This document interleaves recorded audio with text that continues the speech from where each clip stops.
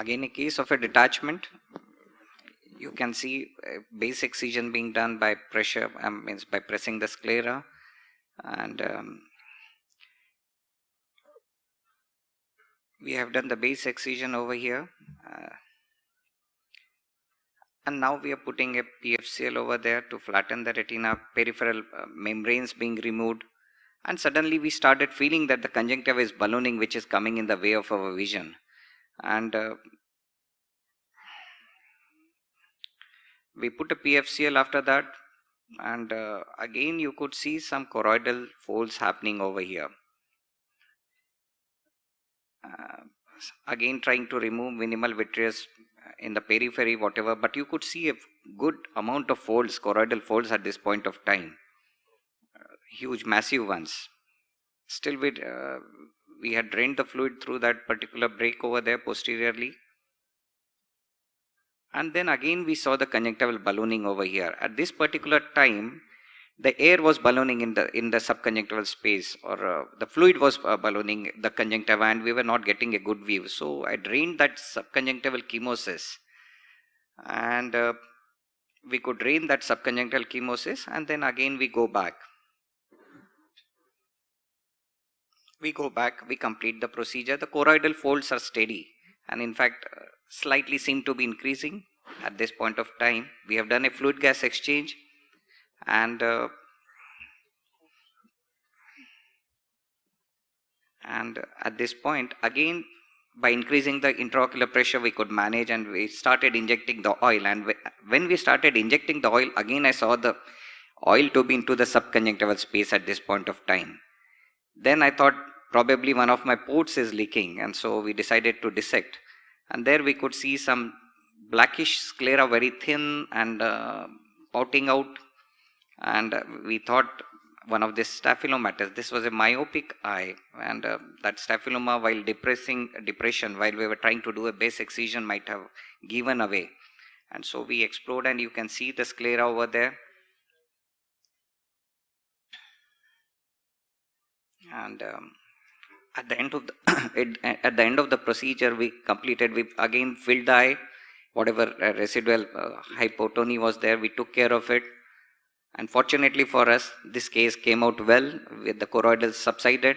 But this is a case where what we learned is, when we are doing a base excision, when we are very aggressive, especially in a large myopic eye, trying to do a base excision sometimes can lead to giving away of a ciliary staphyloma or area that way. So you think the opening happened because of depression? Probably when we were trying to depress and do a base excision, that is the time when one of the ciliary staphylomatous part might have given away. That's what the hypothesis we could put it across. And after suturing, and next day the eye was absolutely normal then. The choroidal folds also disappeared then. But I think you should convert to valve cannulas, because with the depressions, everything, one valve is open that time, and that time there will be sudden hypotony, then sudden. It's a constant shift which will keep happening in such a situation. Yeah, when we do a base excision, we do put a plug into the second port. That is fine. Yeah, I do accept that we should be shifting because of seeing such choroidal folds on and off over here in few of the cases. But I think what we learned from this case is that in a large myopic eye, you have to be very careful doing a base excision. Comments? Yeah, I think in that video, when you started to see those big choroidal folds, you had to know for sure you were hypotenuse, right? So, I mean, it was very obvious that for whatever reason, the intraocular pressure wasn't being maintained. So then you have to go through your checklist in your mind of what's going on that could be causing my IOP to not be working. So is my infusion line with air blocked? Is it kinked? Is something going on somewhere in that pathway where the air is not going in? So then, you know, if you get those types of pictures on the videos, often what I'll do is I'll also look at the line, then I'll pull it out, put it in somewhere else, because I'm worried maybe, you know, another cannula immediately to see if I can get the pressure up, because I would have been looking at going panicking and going, I got to get the pressure up, I got to get the pressure up, right? Because it's clearly a hypotony situation. But this is the interesting scenario where your cause for hypotony isn't what it would be 99% of the time. It's this rare 1% here. So you got very lucky. But the small dehiscence of the choroid wouldn't be causing this hypotenuse fold. I think it's the non-valve cannula. You have as you were showing, when you're checking, you have an open cannula there. So that's the reason for the hypotenuse. Not that dehiscence. Yeah. It's too small to be causing such a... But it was bubbling out through that. It was bubbling. It was the fluid bubbling out. Chemosis. And the oil was coming out through there. Coming out. But bubbling out, and even if it's bubbling out, in fact, if it's bubbling out, it's going out very slowly. That will be an open cannula to get that degree of choroidal fold. Bubbling out means it's a controlled release, right? So it's just a leak. Right. But not that there was a... it was accentuated by the non-valve cannulas. Yeah. Well, I was very impressed by your perseverance.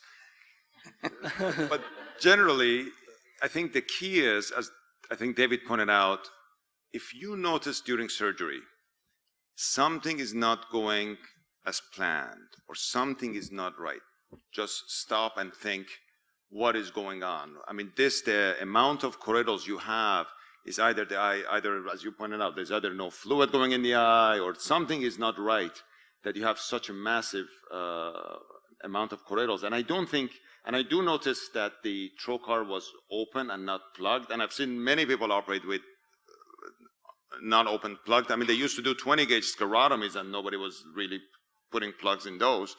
But usually you don't get this. So I do think, and then the opening, you may not really, when you put the air in, it may seal it and you may not notice it as well. But I think that is the cause of the problem. But the key point, and the reason I said you got very lucky is because you didn't get any bleeding or massive hemorrhage, because that eye is like really soft during air fluid exchange and so forth. So the key is, anytime you see something is not going right, step back and see what is happening before keep going, because then it may continue to get worse. One trick that I learned is that if you get choroidals because of your misplacement of your infusion cannula, when it's misplaced, the intuition is the first thing you want to do is take everything out. And that is not something what you want to do. What you want to do is, the first thing is clamp the infusion, leave the trocar where it is, because the trocar is obviously in the suprachoroidal space. That's where you want it. Take the infusion, put it in another trocar, make sure it is in the eye, and then let that trocar drain that fluid coming out. Because if that trocar, you take that trocar out, now you need to put something back in there to let it drain. So that is one trick to help you if you get the infusion cannula in the suprachoroidal space.